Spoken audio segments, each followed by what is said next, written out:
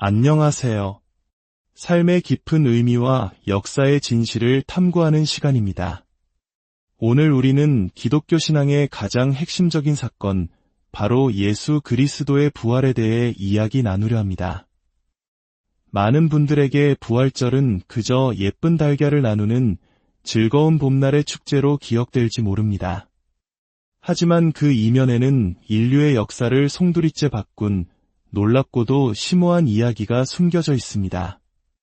오늘 이 이야기가 여러분의 마음에 깊은 울림을 준다면 주변의 소중한 분들과도 이 은혜를 나누어 주시고 저희 채널을 통해 계속해서 귀한 지혜를 만나보시길 바랍니다. 여러분의 모든 걸음에 하나님께서 예비하신 놀라운 축복이 가득하기를 기도합니다. 자, 이제 이야기 속으로 함께 들어가 보겠습니다. 우리는 흔히 기독교인들이 성경에 기록되어 있기 때문에 예수님의 부활을 믿는다고 생각합니다. 하지만 사실은 그 반대입니다. 예수님의 부활이라는 역사적 사건이 있었기에 오늘날 우리가 아는 성경과 교회가 존재할 수 있었던 것입니다. 만약 예수님께서 십자가에서 죽으시고 그대로 무덤에 머물렀다면 성경은 결코 쓰이지 않았을 것이고 교회는 시작되지도 않았을 것입니다. 그리고 저는 이 자리에서 여러분께 이런 이야기를 전할 이유도 없었겠지요. 이 순서를 이해하는 것은 매우 중요합니다. 우리가 부활을 믿는 이유는 그 사건의 순간에 그 자리에 있었던 남자와 여자들, 그리고 부활하신 예수님과 함께 시간을 보냈던 사람들이 그 경험에 대해 말하고 또 기록으로 남겼기 때문입니다. 그 기록들은 1세기에 너무나도 소중하게 여겨져서 사람들은 자신의 목숨을 걸고 그 문서들을 지켜냈습니다. 세리였던 마태는 자신의 직업적 특성을 살려 예수님의 생애를 꼼꼼하게 기록했습니다. 어부 출신으로 그를 몰랐을 가능성이 큰 베드로는 헬라인 마가에게 자신이 예수님과 함께했던 모든 경험을 구술했고 마가는 그것을 받아 적어 마가복음을 완성했습니다. 의사였던 누가는 자신의 복음서 서두에 이렇게 밝힙니다. 나는 이 모든 일을 근원부터 자세히 미루어 살폈고 목격자들을 직접 만나 철저히 조사한 후에 이 글을 씁니다. 그리고 예수님의 가장 가까운 제자였던 요한 역시 자신의 생생한 증언을 남겼습니다. 그리고 여기 역사의 무대 위에 극적으로 등장하는 한 사람이 있습니다. 바로 사도 바울입니다. 그는 본래 예수님을 미워하고 교회를 박해하던 사람이었습니다. 그랬던 그가 부활하신 예수님을 만난 후 완전히 다른 사람이 되었습니다. 그의 기록인 고린도전서는 예수님의 부활에 대한 가장 오래된 문서 증거 중 하나로 사건이 일어난 지 불과 몇 년 후에 쓰였습니다. 하지만 이 모든 증인들 가운데 저에게 가장 강력한 울림을 주는 인물은 바로 예수님의 친동생 야고보입니다. 여러분, 한번 상상해 보십시오. 만약 여러분의 형제가 어느 날 자신을 하나님의 아들이자 세상의 구원자라고 주장한다면 그것을 믿으실 수 있겠습니까? 아마 대부분은 불가능하다고, 말도 안 된다고 생각할 것입니다. 야고보도 처음에는 그랬습니다. 하지만 그는 결국 자신의 형 예수를 자신의 주님으로 믿게 되었습니다. 무엇이 그를 그렇게 변화시켰을까요? 훗날 야고보는 예루살렘 교회의 지도자가 되었고 자신의 믿음을 버리지 않아 성벽 밖으로 끌려나가 돌에 맞아 순교했습니다. 그가 죽는 순간까지 붙들었던 믿음은 바로 자신의 형 예수가 죽음을 이기고 부활하신 주님이라는 사실이었습니다. 이러한 수많은 목격자들의 증언이 담긴 귀중한 문서들이 보호되고 수집되었습니다.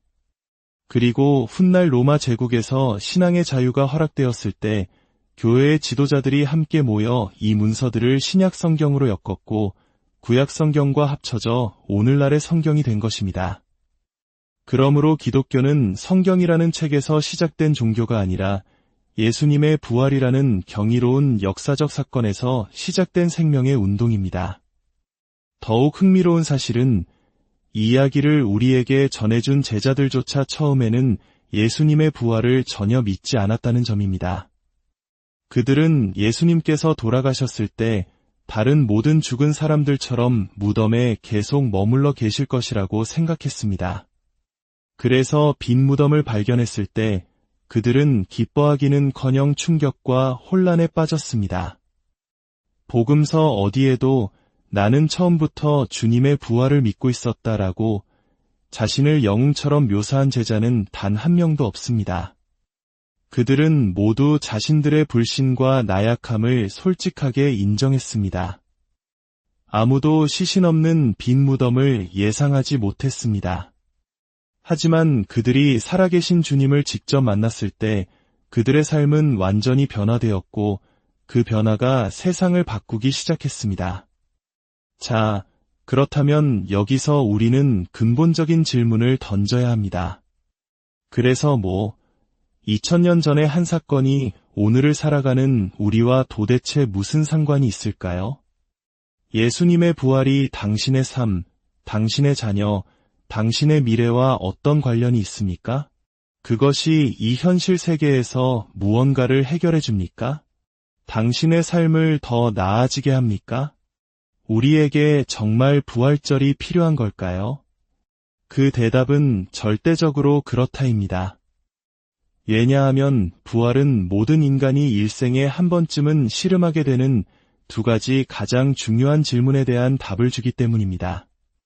그 두 가지 질문은 바로 이것입니다. 첫째, 인격적인 하나님은 존재하는가? 둘째, 만약 그렇다면 그분은 나 개인과 어떤 관계가 있는가? 예수님의 부활 이전, 고대 사람들은 오늘날의 많은 사람들처럼 삶의 의미와 맥락을 찾아 헤맸습니다. 그들은 이 세상의 슬픔, 죽음, 불의, 고통과 상실, 그리고 기쁨을 모두 설명해 줄 수 있는 거대한 이야기, 즉 인생의 틀을 간절히 원했습니다. 그래서 그들은 수많은 신들을 섬기고 미신에 의지하며 살아갔습니다. 모든 인간의 내면에는 나의 삶은 의미가 있는가? 나는 소중한 존재인가? 나는 이 거대한 세상 어디에 속해 있는가? 를 알고 싶어하는 갈망이 있습니다. 그들은 우리처럼 이 삶이 전부가 아닐 것이라고 막연히 짐작했지만 확신할 수는 없었습니다. 사랑하는 사람을 묻으며 소망 없이 슬퍼해야 했습니다. 그들이 믿었던 신들은 변덕스럽고 무관심하며 때로는 잔인했습니다. 세상은 온통 추측과 어둠 속에 있었습니다. 어쩌면 당신도 지금 추측하고 있을지 모릅니다. 이 모든 것은 우연일 뿐이야. 죽으면 그걸로 끝이야라고 스스로를 설득해 왔을지도 모릅니다. 하지만 가장 정직한 순간 당신은 그 결론에 대해 완벽하게 확신하지 못한다는 것을 압니다.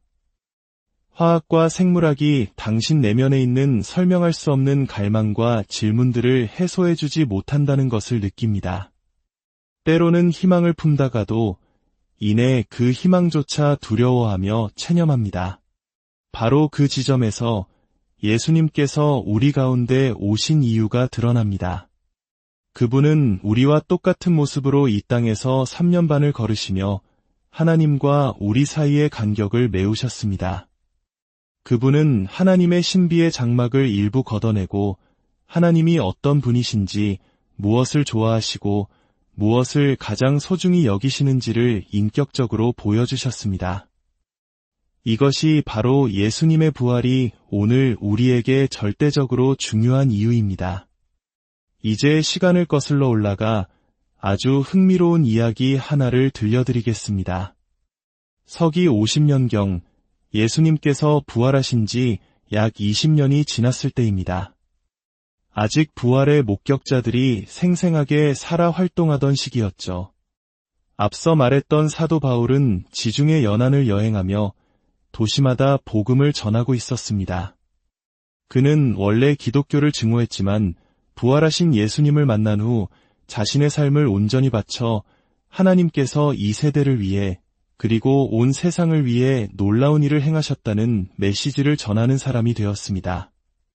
어느 날 바울은 당시 세계의 지성과 철학의 중심지였던 아테네에 도착했습니다. 며칠간 동료들을 기다리며 도시를 둘러보던 그는 큰 충격에 빠졌습니다. 도시 전체가 온갖 종류의 우상들로 가득 차 있었기 때문입니다. 아테네에는 수백 개의 우상, 수천 개의 신사, 수십 개의 신전들이 있었습니다. 아테나, 제우스, 포세이돈, 아폴로 등 우리가 아는 신들뿐만 아니라 이름도 들어보지 못한 신들을 위한 제단까지 도시 곳곳에 널려 있었습니다. 바울이 충격을 받은 이유는 이곳이 세상에서 가장 똑똑하고 이성적이라고 자부하는 사람들이 모인 곳이었기 때문입니다. 하지만 그는 깨달았습니다. 이 지성인들 역시 다른 모든 도시의 사람들과 마찬가지로 미신에 깊이 빠져 있다는 것을, 그들 역시 이 세상 너머에 누군가 있는가? 이 삶을 이해할 수 있도록 도와줄 존재가 있는가? 라는 똑같은 질문을 던지고 있었습니다. 바울은 아테네의 지성인들에게 다가가 예수님에 대해 이야기하기 시작했습니다. 그들의 반응은 냉소적이었습니다. 이 말쟁이가 도대체 무슨 말을 하려는 것인가? 아테네의 신이 부족하기라도 하단 말인가? 또 다른 신을 소개하는군. 그들이 특히 이해하지 못했던 것은 바울이 전하는 메시지의 핵심, 바로 예수님의 부활이었습니다. 바울은 예수님의 비유나 산상수훈을 가르치지 않았습니다. 그의 메시지는 오직 부활에 집중되어 있었습니다. 왜냐하면 만약 예수님이 그저 훌륭한 가르침을 남긴 또 한 명의 현인에 불과하다면 그는 아테네에 있는 수많은 신들 중 하나, 또 다른 제단 위의 제물에 불과할 것이기 때문입니다. 바울의 요점은 이것이었습니다. 예수님은 또 다른 신이 아니라 모든 신과 모든 제단을 대체하기 위해 오신 분이라는 것. 그리고 하나님께서는 자신의 아들 예수를 죽음에서 일으키심으로써 그 주장에 대한 확실한 증거를 세상에 보여주셨다는 것입니다. 만일 이것이 사실이라면 그것은 아테네의 위대한 철학자들의 모든 사상을 뛰어넘는 인류 역사상 가장 중요한 사건이 될 것이었습니다. 호기심이 생긴 아테네 사람들은 바울을 아레오바고 언덕으로 데려갔습니다. 그곳은 철학자들이 모여 토론하던 공적인 장소였습니다. 도시의 지도자들과 지성인들이 모두 모인 그곳에서 이방인 바울은 홀로 서서 수백 년에 걸친 그리스의 세계관의 정면으로 도전하기 시작했습니다. 그는 이렇게 말했습니다. 아테네 시민 여러분, 내가 보니 여러분은 모든 면에서 종교심이 대단히 많습니다. 내가 도시를 둘러보다가 아주 흥미로운 제단을 하나 보았는데 거기에는 알지 못하는 신에게라고 새겨져 있었습니다. 여러분은 스스로가 누구인지도 모르는 존재를 경배할 만큼 이 삶 너머의 무언가를 간절히 찾고 있군요. 바로 여러분이 알지 못하고 경배하는 그 존재를 오늘 내가 여러분에게 알려주려고 합니다. 바울은 이어서 선포합니다. 세상과 그 안에 있는 모든 것을 만드신 하나님은 하늘과 땅의 주인이시므로 사람의 손으로 지은 이 웅장한 신전 안에 사시는 분이 아닙니다. 또한 그분은 무언가가 부족해서 인간의 섬김을 받으시는 분도 아닙니다. 오히려 그분은 모든 사람에게 생명과 호흡과 모든 것을 주시는 분입니다. 우주의 하나님은 우리에게 무언가를 빼앗아가는 테이커가 아니라 모든 것을 아낌없이 주시는 기버이십니다. 하나님께서 이렇게 하신 이유는 모든 민족이 하나님을 찾고 더듬어 발견하게 하려 하심입니다. 사실 그분은 우리 각 사람에게서 멀리 계시지 않습니다. 여러분의 시인 중 한 사람도 우리는 그분의 자녀라고 말하지 않았습니까? 그러므로 우리는 신적인 존재를 금이나 은이나 돌로 만든 형상과 같다고 생각해서는 안 됩니다. 그리고 바울은 그의 연설의 절정을 향해 나아갑니다. 과거에 하나님께서는 인류가 무지 속에 헤매던 시대를 눈감아 주셨습니다. 하지만 이제는 모든 사람에게 어디에 있든지 회개하라고 명령하십니다. 여기서 회개하다는 말은 단순히 죄를 뉘우친다는 뜻이 아닙니다. 헬라어 원어인 메타노이아는 생각의 틀을 바꾸라는 의미입니다. 세상을 보는 방식, 신에 대해 생각하는 방식을 완전히 바꾸라는 것입니다. 왜냐하면 하나님께서 더 이상 우리를 어둠 속에 내버려 두지 않으시고 스스로를 드러내셨기 때문입니다. 바울은 이렇게 외칩니다. 하나님께서는 자신이 정하신 한 사람을 통해 세상을 정의로 심판하실 날을 정하셨습니다. 불의로 가득 찬 고대 세계에서 정의로운 심판은 엄청난 약속이었습니다. 아테네 사람들은 물었을 것입니다. 바울, 당신이 하는 말을 우리가 어떻게 믿을 수 있소? 그 증거가 무엇이오? 바울은 마지막 일격을 가합니다. 하나님께서는 그분을 죽은 자들 가운데서 다시 살리심으로써 모든 사람에게 이 사실에 대한 확실한 증거를 주셨습니다. 이것이 핵심입니다.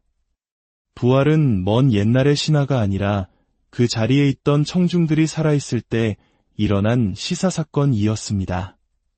하나님께서는 믿음을 강요하지 않으셨습니다.